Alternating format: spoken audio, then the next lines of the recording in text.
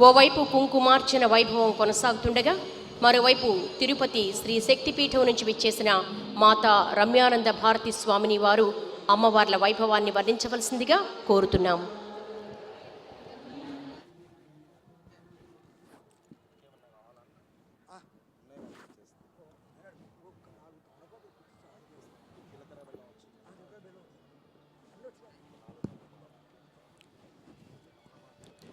నారాయణ సమారంభాం శంకరాచార్య మధ్యమాం శ్రీ సిద్ధేశ్వర పర్యంతాం వందే గురు పరంపరాం.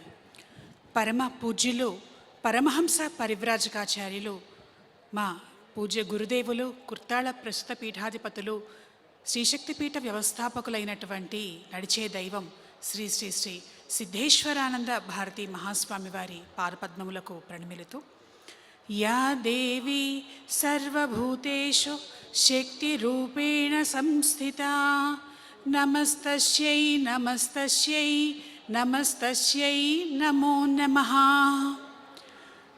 పరమేశ్వరి ప్రతి వ్యక్తిలోనూ కూడా శక్తి స్వరూపిణిగా నిక్షిప్తమై ఉంటుంది. అటువంటి పరమేశ్వరి తత్వాన్ని ఈరోజు ఇక్కడ మన భక్తి టీవీ నిర్వహిస్తూ ఉన్నటువంటి కోటి దీపోత్సవం వేదిక మీద మనం పరమేశ్వరి చైతన్యాన్ని దర్శిస్తున్నాం. సాక్షాత్ ఒక మహాశక్తి పీఠంగా ఈ వేదిక భాసిస్తుంది అనటంలో ఎటువంటి సందేహం లేదు. ప్రత్యేకించి మనకి మైసూరు నుంచి వచ్చినటువంటి చాముండేశ్వరీదేవి, అలంపురం నుండి వచ్చినటువంటి జోగులాంబాదేవి, అలాగే మిగిలినటువంటి ఎల్లమ్మ మొదలైనటువంటి దేవతలు, వీళ్ళందరినీ కూడాను ఒకే వేదిక మీద దర్శించుకోవటం అనేటువంటిది పూర్వజన్మ సుకృతంగా భావించవచ్చు. భారతదేశంలో ఎక్కడా ఎవరికి దొరకనటువంటి ఒక మహాభాగ్యం భాగ్యనగర వాసులకు దొరుకుతూ ఉన్నది. ఏమిటి అనంటే, ఏ దేవతనైనా సరే దర్శించటానికి ఆయా క్షేత్రాలకి వెళ్తూ ఉంటారు భక్తులు. శివుణ్ణి దర్శించడానికి కాశీకి వెళ్తూ ఉంటారు, ఉజ్జయినికి వెళ్తుంటారు. అమ్మవారు శక్తి స్వరూపంగా అష్టాదశ శక్తిపీఠాలు దర్శించుకునేటువంటి వాళ్ళు మైసూరుకు వెళ్ళి చాముండేశ్వరిని చూస్తూ ఉంటారు, అలంపురం జోగులాంబను చూస్తూ ఉంటారు. ఇట్లా భారతదేశంలో ఉన్నటువంటి క్షేత్రాలకు వెళ్ళి సందర్శనం చేసుకుంటూ ఉంటారు అన్ని చోట్ల ఉన్నటువంటి ప్రజలు. కానీ భాగ్యనగరం ప్రజలు చేసుకున్నటువంటి సౌభాగ్యం ఏమిటంటే, మీరు ఏ పుణ్యక్షేత్రాలకైతే వెళ్ళాలనుకుంటున్నారో ఎక్కడికి వెళ్లకుండానే ఆ పుణ్యక్షేత్రాల్లో ఉన్నటువంటి దేవతలు ఇక్కడ కోటి దీపోత్సవం వేదిక మీద ప్రత్యక్షమవుతున్నారు. ఇది ఈ ఒక్క కోటి దీపోత్సవం వేదిక మాత్రమే మనకి సాధ్యపడుతూ ఉన్నది.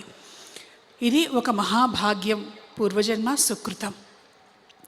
ఇందాక మనకి అనంతలక్ష్మి గారు చెప్పారు, చాముండేశ్వరి గురించి చెప్తూ ఉన్నారు. చండముండాసులను సంహరించినటువంటి దేవి చాముండేశ్వరి దేవి అని చెప్తూ ఉన్నారు. అమ్మవారిని కుంకుమతో ఆరాధిస్తే ఒడిబియ్యం కడితే ఎటువంటి ఫలితాలు వస్తాయో కూడా మనం విన్నాం. అయితే ఇక్కడ ప్రధానంగా ఒక విషయాన్ని మనం చూస్తే, అమ్మవారి గురించి చెప్పేటువంటి రూపాల్లో ఏ రూపాన్నైనా సరే ప్రధానంగా రాక్షస సంహారం కోసం అమ్మవారు ఆవిర్భవించి భక్తులను రక్షించినట్లుగా మనకి కనిపిస్తూ ఉన్నది. అయితే మరి రాక్షస సంహారం చేసేటువంటి దేవత తీవ్ర స్వరూపంలో ఉంటుంది కదా. ఆ దేవత ఆరాధన, ఆ దేవత వైశిష్ట్యం ఏ విధంగా ఉంటుందో కూడా ఇందాక మనం విన్నాం. ప్రత్యేకించి చాముండేశ్వరి దేవి అని అంటే కేవలం రాక్షస సంహారం చేసినట్టు దేవత మాత్రమే కాదు, ఆమె మహాకాళి, మహాలక్ష్మి, మహాసరస్వతి స్వరూపిణి. మీలో చాలామంది చండీ నవాక్షరి మంత్రం చేసి ఉండొచ్చు. ఆ చండీ నవాక్షరి మంత్రం చేస్తూ ఉన్నటువంటి సమయంలో మీరు స్మరించేటువంటి చండీ నామం ఏమిటి అని అంటే చాముండా అనేటువంటి నామాన్ని స్మరిస్తారు, మొదట బీజాక్షరాలు కలిపి. అయితే క్రోధ స్వరూపమైనటువంటి ఆ దేవత దుర్గగా, కాళిగా, చండిగా ఎన్నో రూపాలు తీసుకుంది. ప్రత్యేకించి ఇవాళ మన కోటి దీపోత్సవం వేదిక మీద అటు పరమేశ్వరుడు కొలువై ఉన్నాడు, ఇటు శక్తి స్వరూపిణిగా అమ్మవారు వివిధ రూపాల్లో కూడా కొలువై ఉన్నది. వాళ్ళిద్దరూ ఎవరు అనంటే, మామూలుగా సౌందర్యలహరిలో చెప్పినట్లుగా శివశక్త్యాయుక్తో యది భవతి శక్తః ప్రభవితం, శక్తితో కూడినప్పుడే శివుడు సమర్థుడు అని అంటున్నారు. లలితా సహస్రనామావళిలో చూస్తే శివ శివశక్త్యైక రూపిణి లలితాంబిక, ఇద్దరూ ఒకే స్వరూపము, ఏకరూపంలో ఉంటారు అని అంటున్నారు. అయితే వాళ్ళకి మరొక ప్రత్యేకమైనటువంటి అనుబంధం ఉన్నట్లుగా మనకి శాక్తేయం చెప్తూ ఉన్నది. మామూలుగా పరమేశ్వరుడికి సంబంధించినటువంటి ఎన్నో రూపాలు మనం చూస్తాం. అందులో ఒక రూపం, ప్రత్యేకమైనటువంటి రూపం ఉన్నది. ఆ రూపం ఏమిటి అనంటే అమ్మవారిలో ఉన్నటువంటి మాతృశక్తిని ప్రతిబింబజేసేటువంటి రూపం. రాక్షస సంహారం చేసి క్రోధ స్వరూపిణిగా ఉన్నటువంటి దేవత ఒక్క క్షణంలో ప్రేమమూర్తిగా మారినటువంటి సందర్భం. అమ్మవారు కాళీ రూపంలో రాక్షస సంహారం చేసినటువంటి సమయంలో ఏం జరిగిందో మనకి కాళికా పురాణంలో చెబుతూ ఉన్నది. పరమేశ్వరి అయినటువంటి కాలస్వరూపిణి కాళీదేవి యుద్ధ రంగంలో రాక్షసులను సంహారం చేసిన తర్వాత కూడా అదే తీవ్ర రూపంతో ఆమె నాట్యం చేస్తూ ఉన్నదిట. యుద్ధరంగంలో చేస్తూ ఉంటే భూమి మొత్తము దద్దరిల్లిపోతూ ఉన్నది. దేవతలు కూడా అది భరించలేకపోతూ ఉన్నారు. అప్పుడు పరమేశ్వరుని అడిగారు. ఒకానొక సమయంలో ఉగ్ర నరసింహస్వామి కోపాన్ని తగ్గించడం కోసం లక్ష్మీదేవిని ఆశ్రయిస్తే ఆమె చెంచు లక్ష్మిగా వచ్చి ఎలా తగ్గించిందో, ఇక్కడ అమ్మవారి కోపాన్ని తగ్గించాలి అనంటే మామూలు వాళ్ళ వల్ల కాదు, మహోన్నత స్వరూపమైనటువంటి మహేశ్వరుడే దిగిరావాలి అని అడిగారు. పరమేశ్వరుడు అలాగే అన్నాడు. కొన్ని కథల్లోనేమో స్వామి వచ్చి పడుకున్నట్టుగా అమ్మవారి పాదం నాట్యం చేస్తుంటే ఆయనకు తగిలినప్పుడు ఆమె గ్రహించి తన కోపాన్ని నియంత్రించుకున్నట్లుగా అమ్మవారి కాళీదేవి పాదాల కింద శివుడు కనిపిస్తూ ఉంటాడు. కానీ కాళికా పురాణంలో ఒక ప్రత్యేకమైనటువంటి విశేషం చెప్పారు. ఏమిటి అనంటే పరమేశ్వరుడు వచ్చి దేవి కోపం తగ్గించుకో అని అన్నాడు. ఆ మాటలు ఆమె చెవికి ఎక్కలేదు. నాట్యం చేస్తున్నది. పరమేశ్వరుడు ఆలోచించారు, ఈమె అమ్మ తన బిడ్డల జోలికి వచ్చినటువంటి వాళ్ళని, ఇబ్బంది పెట్టిన వాళ్ళని సంహరించడం కోసం ఈ క్రోధ రూపాన్ని ధరించింది. చాముండగా రాక్షస సంహారం చేసింది. అయితే ఇదే క్రోధస్వరూపిణిగా ఆమె కొనసాగితే భయం వేస్తుంది కదా. ఆమెలో ఉన్నటువంటి అమ్మతనాన్ని, అమృతత్వాన్ని బయటికి తీసుకురావాలి అనుకొని పరమేశ్వరుడు ఆయన ఒక పసిబాలుడులాగా మారి యుద్ధరంగంలో ఓ చివర కూర్చొని పెద్దగా రోదించటం మొదలుపెట్టాడు. రుద్రుడు అంటే రోదించినటువంటి వాడు అనేటువంటి మాట కూడా మనకు కనిపిస్తూ ఉన్నది. పెద్దగా ఏడుస్తూ ఉంటే అంతటి తీవ్రస్వరూపిణి, క్రోధస్వరూపిణి అయినటువంటి దేవత చెవున ఎప్పుడైతే పసిపిల్లవాడి ఏడుపు వినిపించిందో ఆమె తన కోపాన్ని మర్చిపోయింది. తాను యుద్ధదేవత అన్న విషయం మర్చిపోయింది. రాక్షస సంహారం కోసం తాను ఇక్కడికి వచ్చారన్న విషయం మర్చిపోయింది. ఎక్కడో బిడ్డ ఏడుస్తున్నాడు, పసిబిడ్డ ఆకలికి ఆగలేకుండా ఉన్నాడు. ఆ బిడ్డ ఆకలి తీర్చాలి, ఇప్పుడు అదే నా ప్రథమ కర్తవ్యం అని భావించింది పరమేశ్వరి. వెంటనే ఆమెలో మా మాతృత్వం పొరలి పొంగింది. స్తన్యమంతా పాలభారంతో నిండిపోయింది. గబగబా పరిగెత్తుకుంటూ వెళ్ళి అక్కడ ఉన్నటువంటి బాలుడి రూపంలో ఉన్నటువంటి పరమేశ్వరుని ఎత్తుకొని తన స్తన్యపానాన్ని అనుగ్రహించింది పరమేశ్వరి. అంటే ఆది పరాశక్తిగా, అపరకాళిగా అవతరించిన అమ్మవారు కూడా తన పిల్లలను చూస్తే, పసిపిల్లలను చూస్తే, తనను పిలిచేటువంటి బిడ్డలను చూస్తే అమృతత్వాన్ని నింపుకున్న అమ్మగా మారుతుంది ఆ మహాశక్తి అనేటువంటిది మనకి ఇక్కడ కనిపిస్తూ ఉన్నది. అలాగే ఇవాళ శక్తి స్వరూపంలో ఇంతమంది స్త్రీ దేవతలు మనకు కొలువై ఉన్నారు. మామూలుగా మనం ఇవాళ శుక్రవారం అంటే లక్ష్మీదేవిని ఆరాధిస్తాం, లక్ష్మీదేవిని పూజిస్తాం. యా దేవి సర్వభూతేషు లక్ష్మీ రూపేణ సంస్థిత. లక్ష్మి కావాలందరికీ కూడాను. డబ్బు కావాలి, ధనం కావాలి అంటే లక్ష్మీదేవి అనుగ్రహం పొందాలి. అయితే ఆ లక్ష్మీదేవి కూడా ఒకానొక సందర్భంలో పరమేశ్వరుణ్ణి ఆరాధించి ఐశ్వర్యాన్ని పొందినట్లుగా మనకి శివుడికి సంబంధించినటువంటి కథలలో కనిపిస్తూ ఉన్నది. మనకి అందరికీ కూడా కుబేరుడు తెలుసు. దిక్పాలకులలో ఒకడు యక్షరాజు.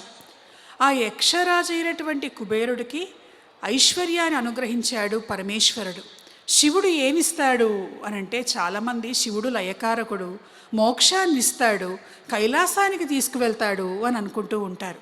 కానీ ఐశ్వర్యం కావాలి అనంటే ఐశ్వర్యం ఈశ్వరాదిచ్చేత్. ఐశ్వర్యాన్ని ఇచ్చేటువంటి వాడు ఈశ్వరుడు. ధనం అంటే కేవలం సిరి సంపదలు, కానీ ఐశ్వర్యం అంటే సిరి సంపదలతో పాటుగా వైభవం, వైభోగం, అధికారం, మర్యాద, గౌరవం, పరివారం ఇవన్నీ కూడా కలిసి ఉంటాయి. కుబేరుడు శివుడి గురించి తపస్సు చేశాడు ఆయన పూర్వజన్మలో.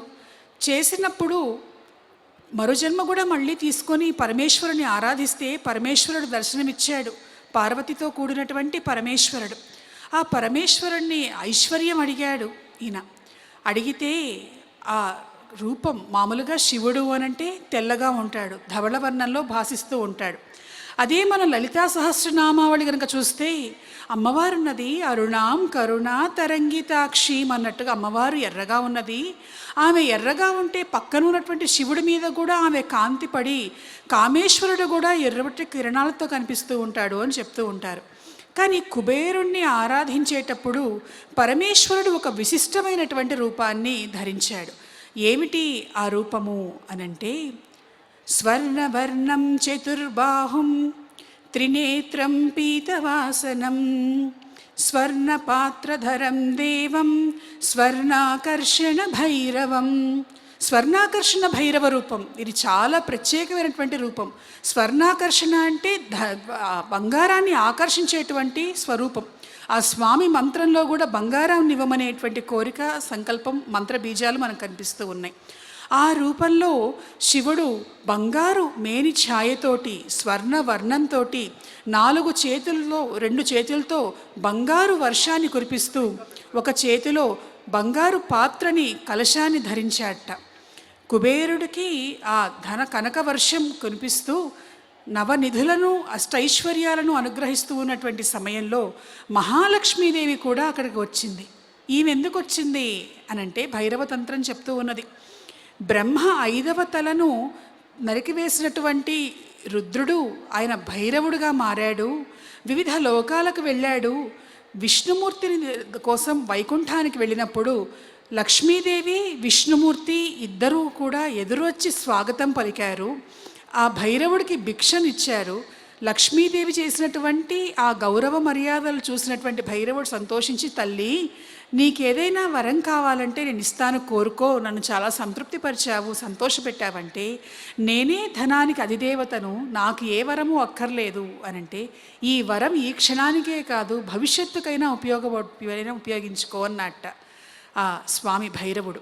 ఆయన స్వర్ణాకర్షణ భైరవుడుగా ఎప్పుడైతే అవతరించాడో లక్ష్మీదేవి గుర్తించింది, నా దగ్గర ఏదో చాలా ధనం, చాలా ఐశ్వర్యం, సిరి సంపదలు ఉన్నాయి అనుకున్నాను, కానీ స్వామి దగ్గర ఉన్నవేవి నా దగ్గర లేవు, అందులో సగం కూడా లేవు, నేను కూడా వెళ్ళి స్వామి అనుగ్రహం పొందుతాను అని చెప్పి కుబేరుడితో పాటుగా లక్ష్మీదేవి కూడా స్వర్ణాకర్షణ భైరవుణ్ణి ఆరాధించి చక్కటి ప్రవచనామృతం అందించినటువంటి రమ్యానంద భారతి వారికి ధన్యవాదాలు తెలియజేస్తున్నాం.